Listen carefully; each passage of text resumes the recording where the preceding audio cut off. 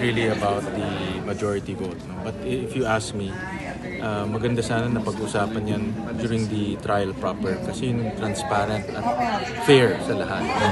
Hindi naman ibig sabihin kung pinakinggan nito sa trial proper, matutuloy siya. Pwede rin siya ma-dismiss. Pero at least doon na natin na pag-usapan.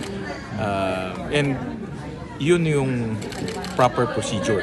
Mag-convene na, magkaroon ng trial at ilalabas. Ako naniniwala ilalabas rin ng defense yan.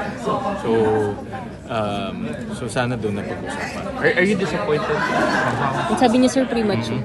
Well, ako kasi I am following precedents. Kung ano nangyari kay yung mga dating impeachment, dapat sinundan natin yun, in my opinion, dahil klaro kung ano yung mga next steps. Hindi tayo na wawala sa direksyon. With this new intervention, in my opinion, dahil bago siya, parang uncharted territory na. Hindi natin alam kung ano yung mga susunod na steps. In fact, hindi natin nakausap yung House of Representatives, so hindi rin natin alam kung ano yung kanilang magiging reaction. So are you worried, sir?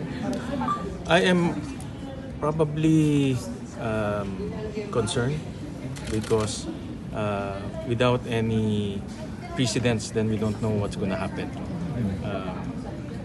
So let's see kung ano yung mga susunod. Tomorrow, sir, anong schedule? Yun nga, wala pa. Kasi nga may bagong, yun nga yung sinasabi ko dahil nga may bagong resolution, nagbago yung schedule. Kasi dapat bukas magbabasa na ng articles of impeachment. That's the proper procedure. So, but hindi na matutuloy bukas. So we're waiting for the schedule of SP, kung ano yung mga schedules. Senator, po, unprecedented yung remand.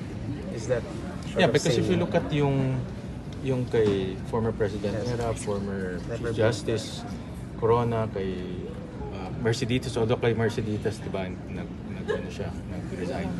But if you look at those three, wala namang remand. So, nagtuloy-tuloy lang. No? And you can question everything pag nag-impeachment trial na tayo. Pwedeng question yung validity, which I would want to participate, no, in that question. Sir, will this affect the credibility, integrity, reputation ng Senate?